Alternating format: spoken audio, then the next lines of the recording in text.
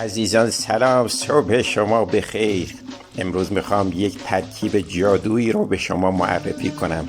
1 لیوان آب گرم، 3 قاشق مرباخوری خاکشیر و تخم شربتی که قبلا خیسوندین توی یخچال خوب هم بزنید. 1 عدد لیموی تازه رو فراهم کنید. آب اون رو توی این ترکیب جادویی اضافه کنید. خب این ترکیب داره آماده میشه. 1 قاشق مرباخوری عسل یا 2 عدد رطب میلش کنید. این ترکیب بیمه کننده سیستم گوارش شماست. سالم باشید.